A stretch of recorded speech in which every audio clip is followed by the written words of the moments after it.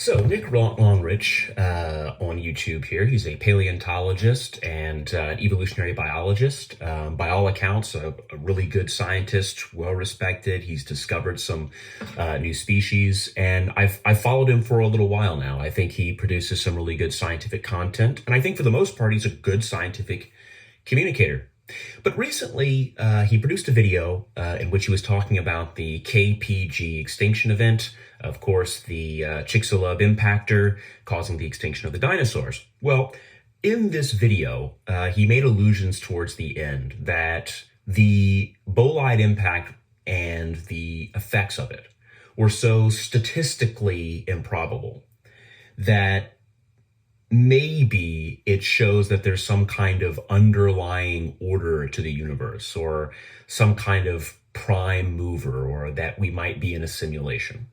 I posted a comment to that video, which I'll post here on the screen, where I kind of took umbrage to that being mentioned, because it wasn't really mentioned in jest. It was sort of mentioned as a, hey, maybe the creationists do have a point, in that all of these improbable things happening, maybe there does need to be some kind of underlying order to what's going on. The reason why I took umbrage with that is because, one, implying that a god is making all of the things happen in the universe in a scientific lecture is just inappropriate. I'm not going to make any statements as to whether or not a god exists. I'm just saying that doing that in a scientific lecture is inappropriate because a god cannot be less complicated than nature. The god would have to be more complicated than nature. It would require more difficulty in describing why this god did what it did in the universe. So it was just inappropriate. He didn't have any data or evidence to back up this claim. There was no point in stating that in a science video.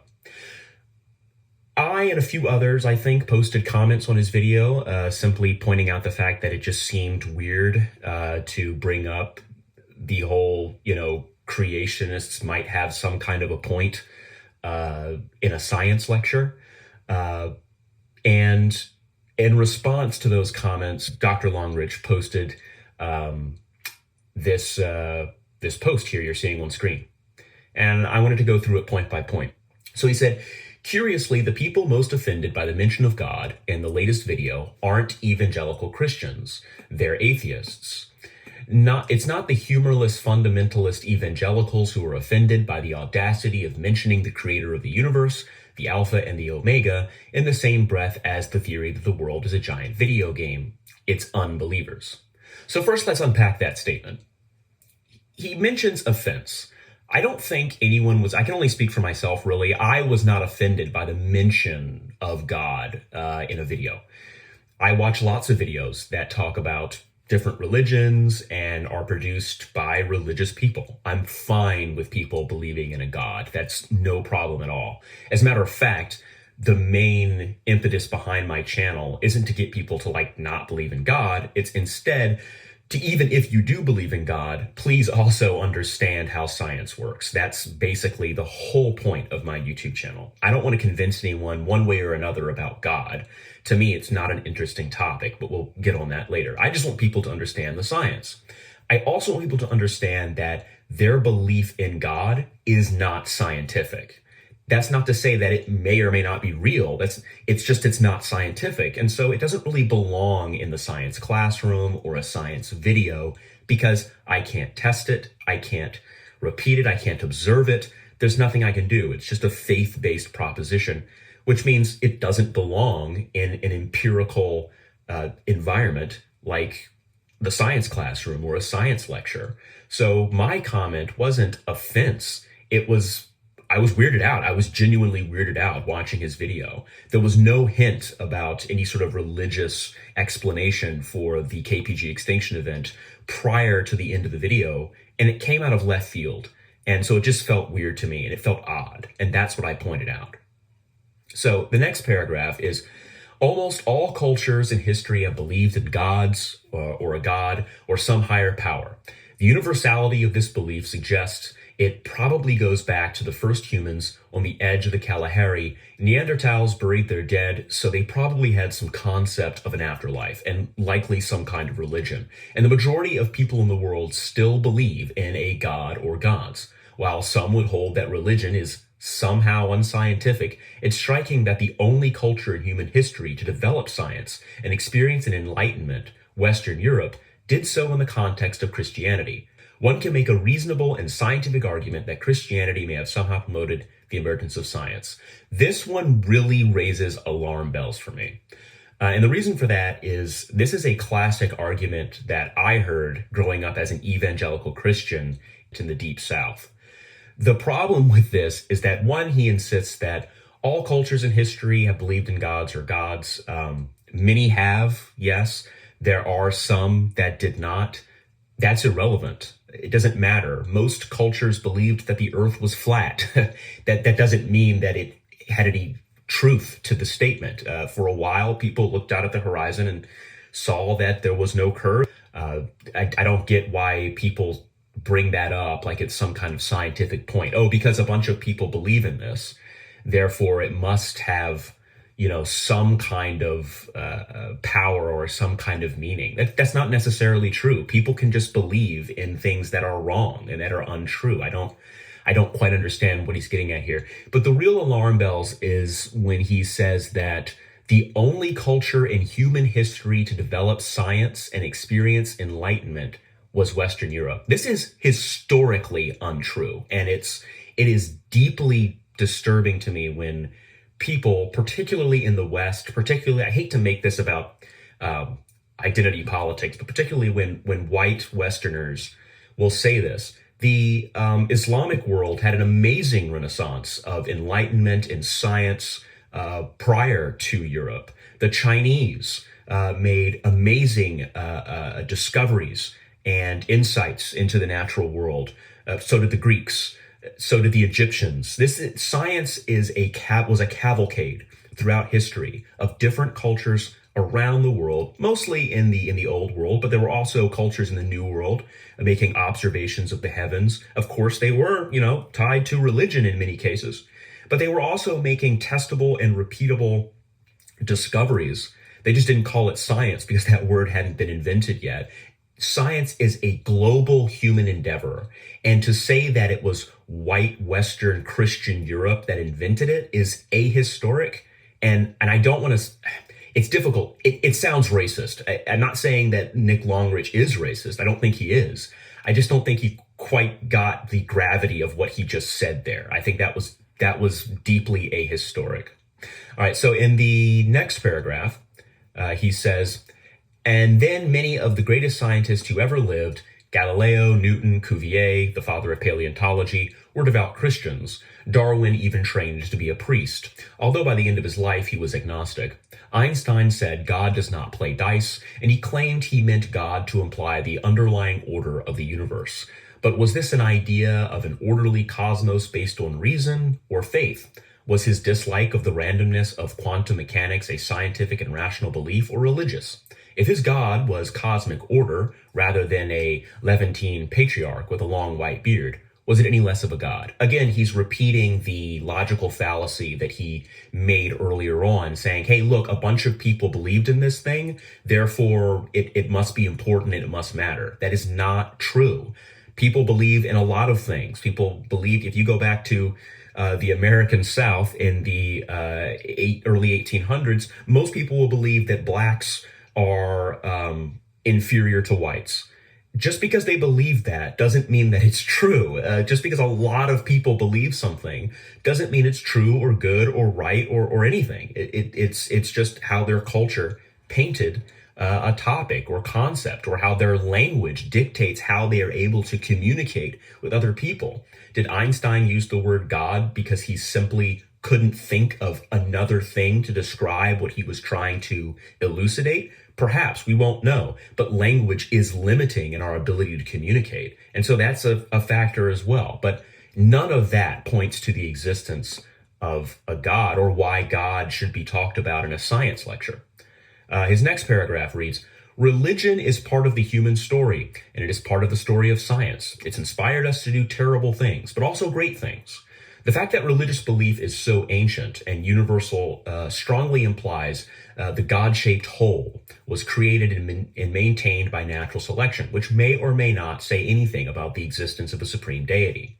But at a minimum, the existence of an innate, instinctive belief in religion implies that it has an adaptive value. If there were tribes of materialist atheists in the Pleistocene, they don't seem to have survived. The mystics and believers won out. Okay, this is another interesting one. It's got some logical fallacies in it as well, but again, he's talking about it's part of the human story. No scientist, or rather no atheist, would argue that it's not. And the idea that the belief in a God is something that was maintained through natural selection, even Richard Dawkins would say that's the case. He's the one who invented the concept of the meme, and he believes that religion is a meme that is passed down via natural selection in the same way that genetics, works. So that's not a controversial statement, and none of the detractors in his comment for his video were saying anything remotely like religion is strange. Now, this concept of the God-shaped whole, I don't like that wording. Again, maybe he was limited by language to try to elucidate what he was saying, maybe like Einstein might have been. But the idea of there being a God-shaped hole in society or in people, I think is nonsense. I certainly don't have that. I mean, I could take it or leave it if a God exists or not. I don't really care. It's not relevant to me. It just isn't. And the idea of tribes of materialist atheists in the Pleistocene not surviving, and mystics and believers winning out. Again, there's a logical lapse here because we don't know if there were tribes of materialist atheists at all. We do know that there is a tribe, I think in South America, that does not have any God belief whatsoever. So there you go. He's wrong. They did survive. So womp womp, I guess.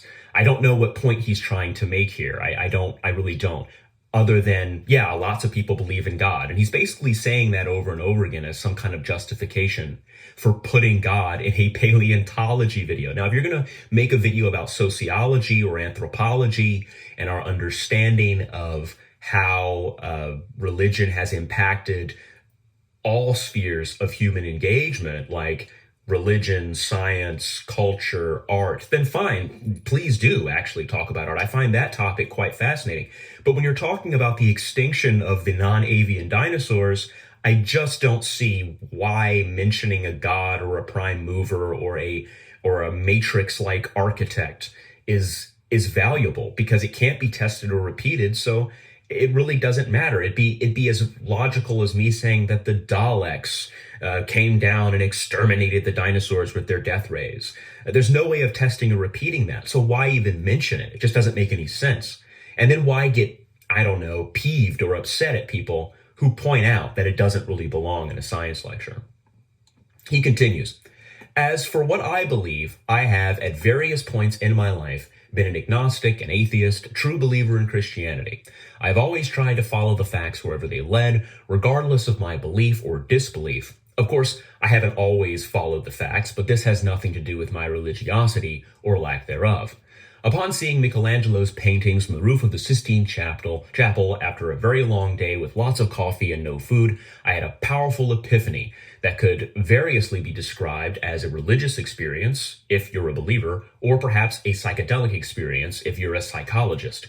The psychologists claim the experience used the same neurons. I have prayed at the very spot in Jerusalem where Jesus was crucified, and some say was born again. I have visited the rock shrines of the Hazabe and saw the ritual to make the magic stone of Dunabe sing, and it did sing. I have seen the pieces of the prophet's beard at a mosque in Turkey and a 12,000-year-old rock pillar at Göbekli. That might be a depiction of the Sky Father." And then he says, "What do I believe now?" Well, that's irrelevant. So let me unpack that. Again, he seems to be repeating himself a lot. He's not really making, in my opinion, a very good point. So now he's trying to say that he's been an agnostic, an atheist, a true believer. He leaves it dubious as to whether or not he is an agnostic today or an atheist or a Christian. I find this slightly annoying. when people are defending their insertion of God into science topics. I wish they would just be honest. Genuinely, if they would just say, no, I am a Christian or I am a Hindu or whatever, I would be able to better empathize with their position, because then I go, okay, that makes sense. And then I could talk with them in a more honest, direct way, because they're talking with me in a more honest, direct way. We're not talking past each other. We have a full understanding of what our positions are. My position is that religion should not be put into science unless that religion can be verified through the scientific method. And religion can't be. It's a matter of faith. And I think people should be able to have their faith. But it just doesn't belong in a paleontology lecture is all I'm saying. But he's going on a bit of a diatribe here, saying that it's irrelevant what he believes. Well, no, it's very relevant what he believes. If you're going to insert a God, particularly the fact that he seems to be making mostly allusions to the Christian God, the Christian version of God, and we'll see that later on in his post here. Don't be a Jordan Peterson is what I'm saying. Just say you're a Christian, and that's fine. There's nothing wrong with being a Christian. What's wrong is pretending that Christianity is scientific when it is not scientific. It is a religion. It would be the same as if I were trying to bring science into the church pulpit. It's not necessarily where that belongs. That's a place of faith. That's a place of community of religious people, not a place where we go to talk about astrophysics. It's just not appropriate for the position, and that's all I'm saying. His idea of having a religious experience looking at Michelangelo's paintings, having an upwelling and a surge of emotion, is not proof of one religion being true or not. I've had experiences of emotion when I walked into a museum and saw Stan, the Tyrannosaurus Rex, for the first time. I teared up. It was so beautiful and awe-inspiring to stand there under this magnificent animal. That's not a religious experience. I got emotional over seeing something that I thought was really cool and inspiring. So I'm going to try to get through these a little quickly here. The next two paragraphs are: my job, as I see it, is to get people to think critically, and part of this requires looking at different arguments, looking at evidence for and against different ideas. I like to think about big ideas. Religion is a pretty big idea. My point in discussing religion is that, one, there's a level of coincidence in our evolution that is so high it looks a hell of a lot like design and purpose. I'm not saying it is design, but rather it's not. If it's not design, how do we explain it? And I'm going to stop right there. Just go read The Blind Watchmaker. I mean, scientists have already explained why. This is what makes me confused. He's a biologist. He knows this. I'm currently studying paleontology, and I'm taking evolution classes right now. Scientists talk about this. They talk about the illusion of design. It's not rare. It's not unknown, and it's not being hidden. People are open about it. So this one is weird. These two paragraphs, he's talking about thinking critically and requires to make arguments and looking at evidence, but there is no evidence for Jesus Christ being God. I don't get it. He talks about evidence. Religion doesn't have any evidence. It's faith. That's the point. And I'm not saying religion has no evidence to put down religion. I'm not doing that at all. I'm saying that the point of religion is that there isn't evidence. That's the point. Like, even in the New Testament, the Apostle Paul writes that it is about faith when there is nothing to see, there's nothing to touch or witness. Even Jesus Christ in the Bible is reported to have said that the people who believe in him without having seen his miracles, without having evidence for his miracles, will be greater in the kingdom of heaven, because they understood, they believed without having seen any evidence. So it's inherently unscientific. This paragraph is, to me, nonsensical. I'm trying to be charitable. I don't want to be mean to this guy. I like most of his work, and I until recently really, really admired him. Is God did it unscientific? Well, it's testable against further observation, in the sense that Jesus could appear tomorrow and tell us exactly how and why God killed the dinosaurs right before we're all raptured. Okay, this is just nonsense. This is nonsense. Of course, if God showed up, that would be proof and evidence of God, but we can't test it. That's not what I don't know what he's getting at here. He's saying that if Jesus came down in the clouds, which again makes me believe that he's actually a Christian, which is fine. He can be a Christian because he keeps talking about Jesus. He didn't mention any other gods or goddesses. He didn't say Zeus, or he didn't say Amun-Ra. He said Jesus. He keeps saying Jesus. So again, he's simply arguing that, yeah, God should be a part of religion, because if Jesus showed up tomorrow, it would prove that religion is true. I don't get it. So we're down to the last two paragraphs here. I know this video is going on for a little while longer than my normal videos, which means no one will watch it. But if you've made it this far, congratulations. He says, my broader point is not whether God exists or doesn't, or whether we're in a simulation, but the process of science involves looking at different hypotheses and considering evidence for and against them. And that's why people were upset with you, Dr. Longrich, because there is no evidence for a prime mover. That's the whole point. That is the reason why people were upset. It's not that people were upset because you mentioned God. No one cares if you believe in God. It's irrelevant. And that's why people are upset. Your belief in a God or non-belief in a God is irrelevant. If I made a presentation on dinosaurs, I'm actually working on a presentation. I did a presentation on this channel on dinosaurs. I didn't shoehorn my agnosticism into that video. I didn't, because it's irrelevant to paleontology. It has nothing to do with the biology of Tyrannosaurus. So why would I put that into a video? When I made my video about the Jurassic period, I didn't shoehorn my agnosticism into that video because it had no place there. Now, in my video about young Earth creationism, I didn't put my agnosticism into that video simply because it doesn't matter.